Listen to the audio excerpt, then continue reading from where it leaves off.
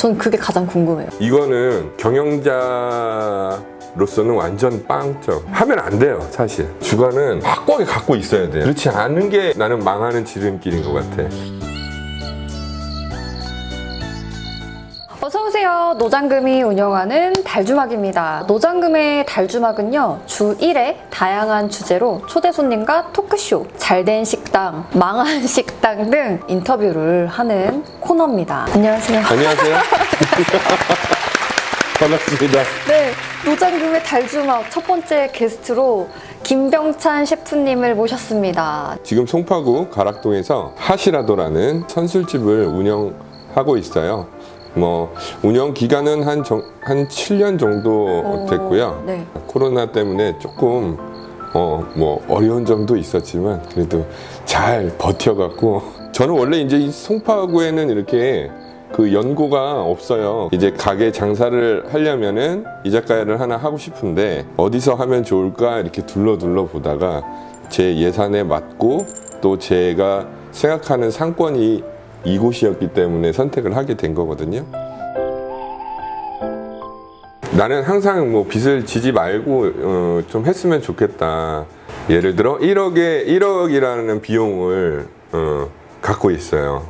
권리금, 임대료, 그리고 보증금, 이런 것들이 그런 거는 변할 수가 없는 거니까. 왜냐면은 내가 마음에 드는 곳에 보증금을 조금은 깎을 수 있겠지만 그렇다고 해서 확 비용을 줄일 수 있는 것은 아니니까, 이제 거기에 내가 원하는 컨셉의 인테리어 이런 거를 하면은 한 15평 가게 기준으로 보증금 1,000만 원에 200만 원 이하 월세를 하는 상권에서 시권리금을 한 1-2천만 원 정도 아니면 3천만 원 정도 준 곳이다. 근데 내가 너무 마음에 들다. 그럼 이미 벌써 비용이 4천이란 돈이 들어가 있는 거예요, 이제. 근데 이게 되게 오해하기 쉬운 게, 그럼 난 가게 팔 때 그렇게 팔기 때문에 그 돈이 마치 전세 보증금처럼 묶여있다라고 생각하면 굉장히 위험할 것 같아요. 나한테 묶여있는 돈은 보증금 1,000만 원밖에 없어, 사실. 그치? 그 시권리금으로 준 돈이 정말 인테리어가 잘 돼 있어서 내가 아무것도 건드리지도 않고 들어갔다가 다시 되팔 때 그거를 받을 보장이 있을까? 나는 그것도 모르겠어요.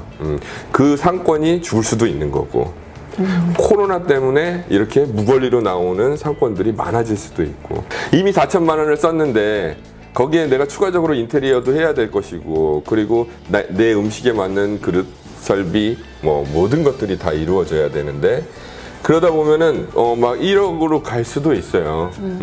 근데 나는 그렇게 비용을 설정하는 것보다, 만약에 내가 정말 1억이라는 돈이 있으면은 4천은 어쩔 수 없는 돈이지만 이 가게를 오픈하고 나서 운영을 할 수 있는 여유 자금을 충분히 확보를 해놔야 된다고 생각을 했기 때문에 1년에서 1년 반 정도의 월세를 낼 수 있는 비용 정도는 운영 자금으로 갖고 있어야지.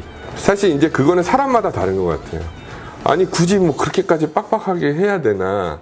내가 좀 빚을 내더라도 좀 난 여유 있게 할 수도 있고, 내가 그 돈을 빡빡하게 쓰면 인테리어도 제대로 안 나올 거고, 그러면은 그로 인해서 손님들도 더 안 올 수도 있고, 내가 돈이 진짜 단 한 푼도 없다라고 하면, 다음 달 월세 낼 돈도 없다 그러면은 사람이 조급해지거든요.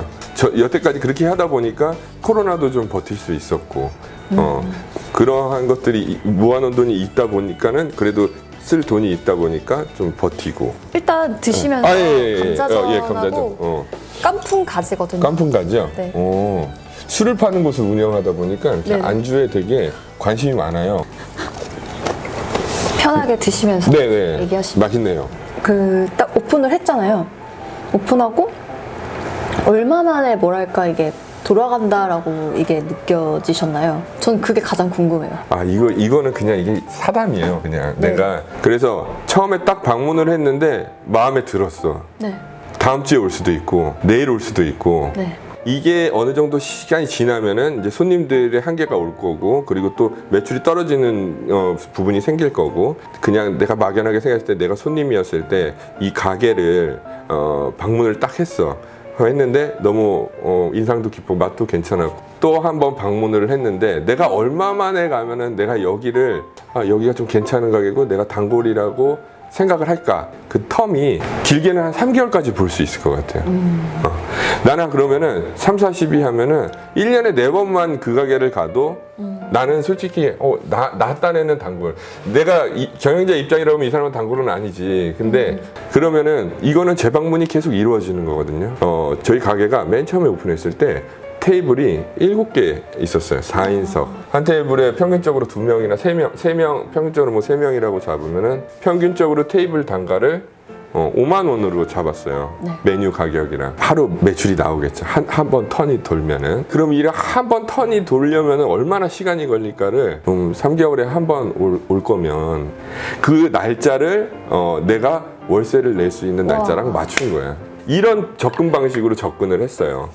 한 팀이 3명인데 3명이 또 올 거다. 한 테이블이 또 올 거다. 나는 무조건 하루에 한 테이블을 단골로 만들 거라는 뭔가 자신감, 서비스에 대한 자신감, 음식에 대한 자신감이 있으면 그 한 테이블이 7테이블이 되는 순간이 한 번 도는 거기 때문에 그거를 매일 꽉 채워야 된다고 하면은 이거 자막으로 이렇게 계산해서 설명해줘야 될 것 같은데요?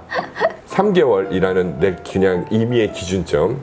본인이 2개월이라고 하면 2개월이라고 생각을 해도 되는 거고, 그거를 다 채우려면은 그 인원수 대비해서 곱하면은 그 기간이 그냥 나와요. 그럼 그 기간에 월세를 내가 주머니에 갖고 있는 거지. 2년이란 시간을 예를 들어 잡았어. 그러면 2년의 마지막 날이 만석이어야 되는 거지.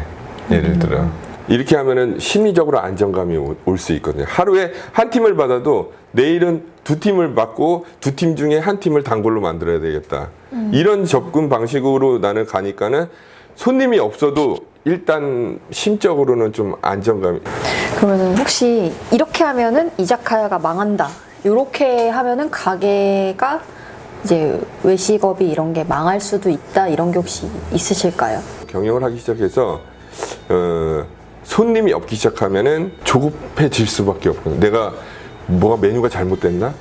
아니면은 내가 뭐 운영을 잘못하고 있나? 근데 그런 주관은 확고하게 갖고 있어야 돼요. 그렇지 않은 게 나는 망하는 지름길인 것 같아. 그렇지 않으면은 자꾸 바꿔. 메뉴를 바꾸고 아니면은 점심 장사를 시작하고 예를 들어 삼겹살집에서 돈가스를 팔기 시작하고 뭐 이런 게 되는데, 그럼 이제 우리가 그 가게만의 아이덴티티가 없어지는 거지. 정체성이 사라지고 이 가게가 어느 정도 자리 잡고 이 시그니처 메뉴들이 자리 잡지도 않은 시점에서 계속해서 조바심이 나기 때문에 이렇게 바꿔야지 손님이 올 거라는 착각을 하는 것 같아요. 사람이 조급해지다 보면은 이 근본적인 거를 건들기 시작을 하니까 내가 근본적으로 뭐가 잘못됐을까를 생각을 조바심이 나면은 그 결정이 미스가 될 확률이 굉장히 높아. 저는 이렇게 목적이나 목표를 이렇게 설정을 할 때 아까도 말씀드린 것처럼 조금 내가 루즈하게 잡아야 될 것 같아. 이렇게 좀 이래도 되나 싶을 정도로 조금 차분하게 좀 기다려 보고. 근데 이 기다리는 기준이 좀 애매하죠. 뭐 1년을 기다려, 2년을 기다려, 3년을 기다려. 사실은 저는 그렇게 생각해요. 그런 마인드를 갖고 쭉 꾸준한 그런 운영을 하다 보면은 6개월, 이제 빠르면은 분기, 뭐 3개월 효과가 몸으로 나타날 거예요. 뭐 한 6개월 정도는 그래도 좀 꾸준히 밀고 나가라는 그런 뭔가 추진력이 있어야지. 그것도 안 됐는데 여기는 안 되는 상권인가 보다. 뭐 이거 자체가 이런 게 생기는 게 그 운영에 대한 자금력이나 이런 것들에 대한 조바심, 손님에 대한 조바심으로 비롯되는 경우가 많기 때문에 확실히 운영을 하는 경영자 입장에서는 그거에 대한 충분한 자기 주관을 좀 중심을 잡고 그 근본을 좀 밀어붙이는 그런 추진력, 이런 것들이 좀 필요한 것 같아요. 다시 처음 이자카야 지금 하시라도 오픈 때로 돌아간다면은 이자카야 운영 이거는 꼭 주의해라 뭐 이렇게 하는 게 있을까요? 한 1년 정도 데이터가 쌓이면 우리가 메뉴 분석하잖아요. 메뉴 분석하면은 뭐 안 되는 거 빼고 잘 되는 거 올리고 가격을 조정하고, 요건 이제 내가 학사 과정에서 배운 거예요. 이거를 나는 꼭 배웠으면 좋겠어. 우리가 원가 관리도 할 수 있고 음식점은 원가 관리가 돼야지 수익 관리가 되는 거기 때문에 안 배우셨다면은 추천을 드리죠.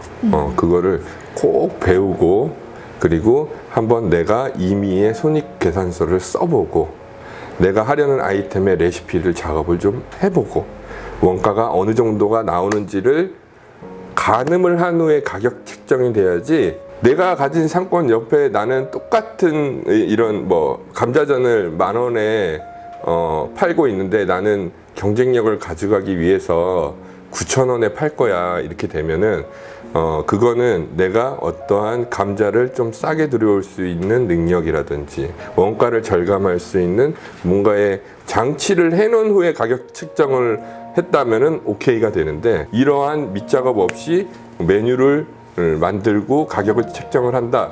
이거는 경영자로서는 완전 빵점. 하면 안 돼요, 사실. 네. 저도 석사 때 배웠던 것 같아요. 맞아요. 네.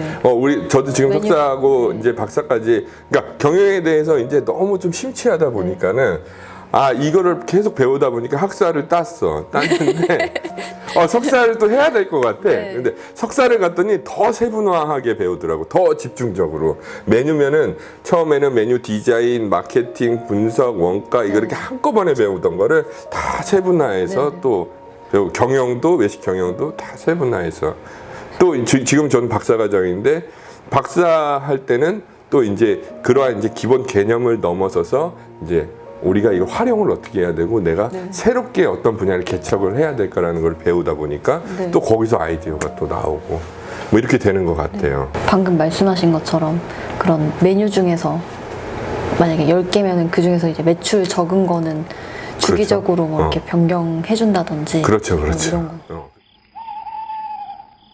아주 어렸을 때 고등학교 이렇게 졸업할 때 우연한 계기로 이제 일식을 이제 접하게 됐어요. 말하자면 뭐 학원 같은 곳이죠. 이렇게 우리가 어렸을 땐 기술도 없고 경력도 없고 그리고 이러다 보니까 이제 아무래도 이제 뭐 좀 설거지라고 그러죠. 예, 우리가 설거지도 하고 청소도 하고 이렇게 그 주방에서 일을 하다가 군대 가기 전에 그래서 일식 자격증을 땄어요. 따갖고 일식 조리사 자격증을 따서 취사병도 한 2년 하면서 또 이렇게 칼질도 좀 연습도 하고 또 음식 만드는 것도 연습을 하다가 정말 군대 제대할 때 정말 그 운이 좋게 바로 제대하는 동시에 호텔에 취업이 됐어요. 그래서 그 명동에 있는 호텔에 좀 취업이 돼서 그것도 일식당에 그 당시에는 그게 이제 지금은 아마 그런 게 안 될 거예요. 저는 바로 그냥 이제 정직원으로 해서 일식당에 취직이 됐는데 운이 되게 좋았어요. 호텔에 들어와 있는 요리사들 중에는 내가 여기서 정말 열심히 해서 이제 총 주방장이 돼야 되겠다. 그러니까 직장 생활에서 이제 가장 높은 이제 위치까지 내가 한번 해봐야 되겠다는 목표를 가진 사람이 있는 반면에 네. 이 기술을 배워서 나는 이제 내가 하고 싶은 뭔가의 요리를 창의적으로 만들고 해서 나만의 브랜드를 좀 만들고 싶어 하는 사람, 그 당시엔 그랬어. 내가 호텔에 남을지 아니면은 내 브랜드를 만들어서 창업을 할지 이렇게 뭐 두 가지 남은데 저는 이제 후자 쪽이었던 거예요. 호텔 생활을 한 7, 8년 정도 한 것 같아요. 창업을 하기 위한 이제 준비를 하기 시작했죠. 사실 이제 지금 어느 타이밍에 내가 이걸 먹어야 될지 아니 이거 먹으면서 그냥 하는데 먹으면 그리고 감자를 덮어 그리고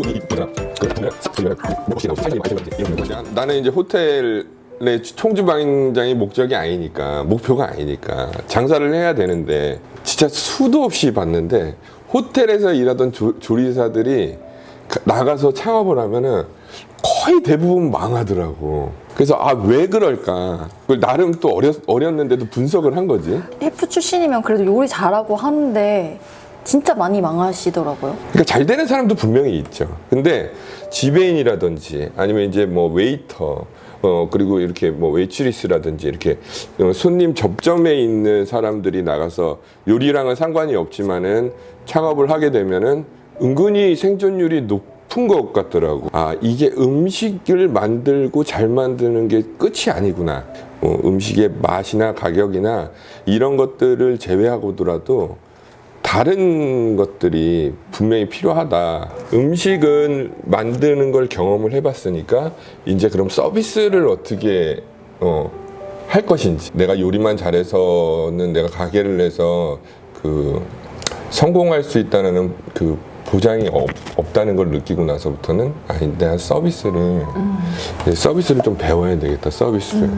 그 당시 이제 우리가 일식 그 조리사들 중에도 손님이랑 면대면으로 서비스할 수 있는 분야가 있어. 그 스시 카운터라고 해서 지금 제가 알고 있는 그런 오마카세 같은 느낌인가요? 그렇죠. 그러니까 우리가 오마카세를 가면은 뭐 초밥이 맛있어도 좋지만은 그 요리사가 어떻게 해주느냐에 따라서 다양하게 즐길 거리를 보여주는 그런 셰프들한테 굉장히 뭔가 서비스적인 만족을 많이 느껴서 나 또 가고 싶다 뭐 이런 게 생기니까, 그런 것처럼 이런 서비스적인 측면을 분명히 내가 가지고 있어야지 이런 오너 셰프 아니면은 이 가게를 이제 창업을 할 때 꼭 필요한 요소인 것 같아서 영업을 했죠. 이 오너 셰프들이 하는 역할도 크게 다르지 않아요. 음식은 여기나 저기나 비슷한 것 같은데 그쪽에 가면 그런 서비스를 해줬기 때문에 나는 오히려 그냥 그런 데로 가겠어.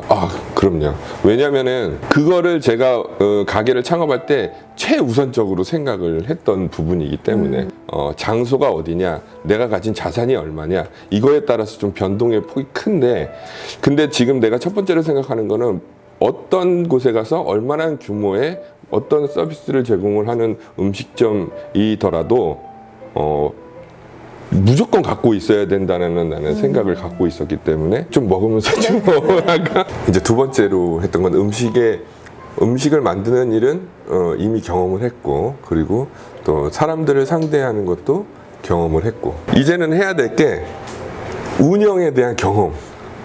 그치? 왜냐면은 나는 운영을 한 번도 안 해봤기 때문에 경영을 해야 되니까, 음식을 만드는 거랑 이 서비스는 내가 조리사였거나 직원이었어도 할 수 있고, 내가 서빙을 보면서 해도 경험을 할 수 있는 거지만, 경영은 내가 직접 투자를 하고 모든 걸 다 컨트롤 해야지 경험을 할 수 있는 거니까, 그 경영을 해보자.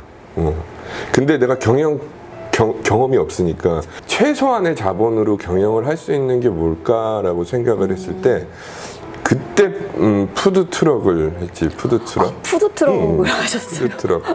지금은 대박이다. 푸드트럭 하면은 해결해야 될 과제들이 정말 많아요.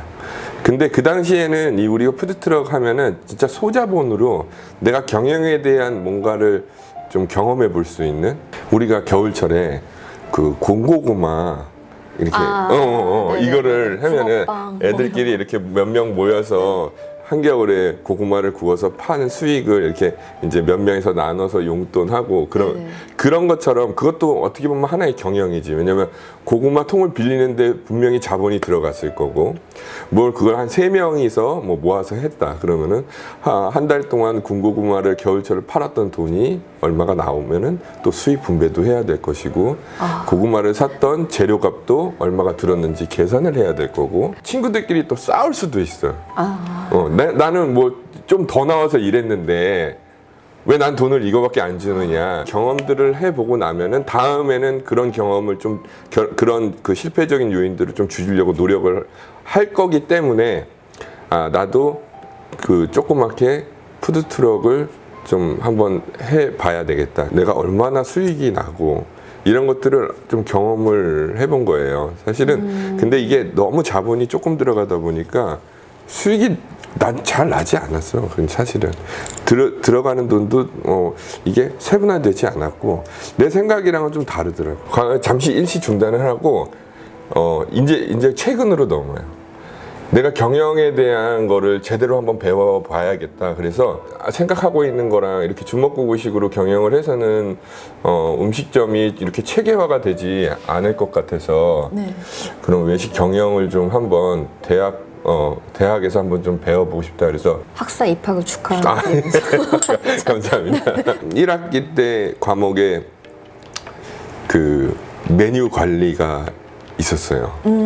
메뉴 관리론. 메뉴 관리, 메뉴 디자인. 네네. 그리고 경영학 원론을 같이 들었었는데 네.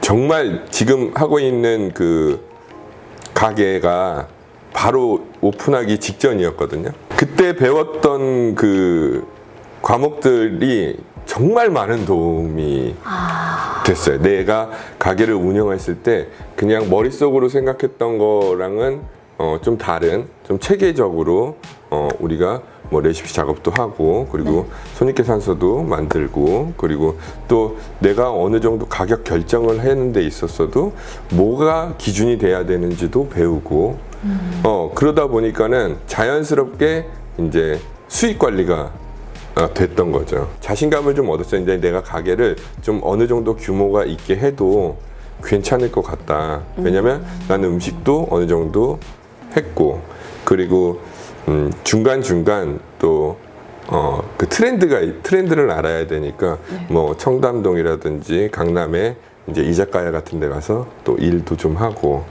해서 이제 그때 이제 메뉴의 흐름들도 좀 보고 해서 내 개성을 어떻게 좀 입힐까, 이렇게 뭐 이자카야가 일본 말로 이제 우리나라 말로 선술집이니까 메뉴에 대한 한계는 없어요. 여러 가지 퓨전 요리들이 가능하니까 뭐 한식에서도 따오고 양식에서도 좀 따오고 다양하게 막 이렇게 경험을 하셨는데 이제 이자카야를 처음에 시작을 할 때 무엇부터 해야 되는 건가요? 네, 이자카야를 무엇을 해야 때? 되는 건가요? 만약에 여기 달주막 보시는 분들 중에 일단 이거부터 정해야 될 것 같아요. 내가 요리를 할 거냐 말 거냐. 내가 요리를 하지 않을 거면은 그렇게 요리에 집중적으로 투자를 하지 않아도 될 것 같아요. 왜냐면 음식을 만들 사람이 정말 뭔가 믿을 만한 사람이다. 그리고 내가 그 사람의 실력을 인정을 하고 있다.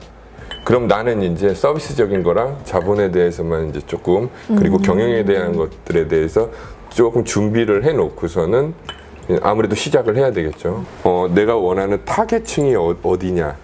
그치. 이자카야에도 진짜 젊은 층을 겨냥을 할 거냐, 아니면은 뭐 30, 40대에 좀 어느 정도 수익이 있는 사람들을 타겟층을 할 거냐. 우리가 뭐 10대부터 5, 60, 70대까지 다 어우를 수는 없잖아요. 가격대는 그래도 너무 저렴하진 않지만 뭐 비싸지도 않은 뭐 중간 정도의 가격대로 하고 싶다라고 뭔가 임의의 기준을 정해 놓으면은 이제 거기에 맞는 상권을 찾아야겠죠. 상권에서도 내가 가진 자산에 적합한 임대료를 설정을 하고 이제 찾아야겠죠. 여기서 이제 좀 이제 고민을 해봐야 될 게 있어요. 이 임대료를 먼저 고민을 할 것인지, 아니면 내가 가진 컨셉이 있는데 나는 어느 정도의 공간이 필요할 건지를 먼저 한다든지. 나는 공간도 작아도 되고 월세도 조금 요래도 되지만 연계되는 상권들을 좀 중요하게 생각한다. 뭐 예를 들어 술을 마시면은 우리가 자연스럽게 뭐 노래방을 간다든지, 아니면은 술을 마시기 전에 자연스럽게 무슨 고깃집이라든지 이런 것들이 근접해 있으면은 먹고 2차로 올 가능성이 높으니까 뭐 그런 거를 중점적으로 봐서 임대료는 조금 높고 가게가 좁아도 난 그런 곳으로 가겠다. 아니면 나는 그래도 음식이랑 서비스에 자신이 있으니까 임대료가 좀 싸고 공간이 좀 확보되지만 시장 상권에서는 좀 한 발짝 떨어진 데로 잡아야 되겠다. 그러니까 뭔가 본인이 생각하는 그런 목적이 뚜렷해야지 잡을 수 있을 것 같아요. 시작하기 전에 그게 제일 중요하니까 사실은. 그 전에 뭐 메뉴 작업이나 이런 것들은 기본적으로 이루어져야 되는 거고, 그런 것들을 모든 걸 발휘하기 위해서는 이제 우리가 서비스 공간이 필요하니까 그런 공간을 찾을 때도 뭔가 하나의 그 목적을 두고 거기에 맞는 곳을 찾아가는 게 뭐 두 번째다. 그냥 하신 게 아니라 진짜로 막 그런 거를 다 경험을 해서 하셨네요. 김병찬 셰프님께서 최종적으로 이렇게 뭔가 나는 목표가 이렇게 있다 하는 게 있으실까요? 그 목표라기보다는 이게 이제 학교를 다니고 뭐 석사도 하고 박사도 하고 이렇게 하다 보니까 요식업에 대한 그 진입 장벽이 너무 낮다 보니까는 많은 사람들이 들어갔다가 물론 좋은 결과를 얻는 사람들도 있지만 또 안 좋은 결과를 얻는 사람들도 많아지고 그런 게 좀 안타깝더라고요. 그런데 우리가 프랜차이즈 같은 경우에는 제가 지금 모든 한 얘기들을 조금 수고를 덜어주는 역할을 하잖아요. 네. 이제 우리가 요식업을 한다고 하면은 그 결정도 중요할 것 같아요. 프랜차이즈를 할 것인지 아니면은 그렇지 않을 것인지. 프랜차이즈를 한다고 하면은 그 본사 선택을 하는 데 있어서 본인의 그 노력이 필요할 거고 아주 좋고 양질의 착한 프랜차이즈들도 많이 있으니까. 하지만 이제 제가 운영을 하고 있는 가게는 이제 독립점포죠. 그러니까 프랜차이즈가 아닌 그냥 오너의 역량대로 그냥 가게 하나를 경영을 하는 거기 때문에 내가 비용적인 거나 또 독립점포를 하고 싶은데 그러한 부분에 취약하신 분들이 계시면 좀 그러한 것들을 좀 고민해 볼 수 있는 뭔가의 이런 공동체 이런 것들이 좀 필요하지 않나. 기회가 된다면은 이제 뭐 목표 내가 이렇게 지금 계속 장사를 하고 있고 그리고 이게 지금 프랜차이즈도 아니고 이게 개인 독립 점포기 때문에 뭐 업종이나 뭐 이런 것들을 불문하고 이제 처음 시작할 때 뭔가 그런 거에 대한 막연한 것들이 있는 사람들이 좀 조언을 받을 수 있고 좀 해결할 수 있는 뭔가의 공동체가 있었으면 좋지 않을까. 그래서 혹시나 이제 그런 것들이 필요한 사람들이 모이게 되면 나도 그런 거에 일조할 수 있는 사람이 됐으면 좋겠다. 뭐 그러한 것들이 목표가 된 것 같아요. 잘 돼야지 하는 그런 목표를 말씀하실 줄 알았는데 그런 걸로 해서 아카데미 같은 거라고 하면은 약간 컨설팅 쪽으로 그런 식으로 접근을 해도 좋을 것 같아요. 목표를 잡자고 하니까 내가 이거를 너무 잘 돼서 나만 잘 되는 것도 또 생각해 보면 좋아요. 근데 좋죠. 이게 좋죠. 근데 네. 이렇게 하다 보니 나도 어려움이 있었고 또 준비해야 되는 과정 속에서 실수도 있었고 이런 것들을 조금 다른 사람들은 조금 줄여서 그런 게 나중에 더 나아갈 수 있는 원동력이 되면은 훨씬 자리 잡거나 아니면 본인이 수익을 낼 수 있는데 분명한 도움이 될 거라고 생각을 하니까 좀 의미가 있을 것 같아요. 오늘 굉장히 이자카야 그리고 식당 오픈 그리고 주의할 점에 대해서도 많이 정말 실경험담 정말 그렇게 네 귀한 정보도 알려주시고 귀한 시간 내주셔서 감사드립니다. 다음에도 기회가 되면은 그때 다시 한번 또 모셔보도록 하겠습니다. 네. 네. 저도 이렇게 불러주셔갖고 너무 감사하고요. 말로 했던 거를 이런 자리에서 또 말할 기회가 있어서 좀 편하게 네. 다음번에는 혹시 뭐 기회가 된다면은 네. 저희 업장에서 뭐 제 안주라든지 이런 거를 먹으면서 한 번 더 뭐 기회가 있으면은 그래도 좋을 것 네, 같아요. 너무 좋아요. 네, 감사합니다.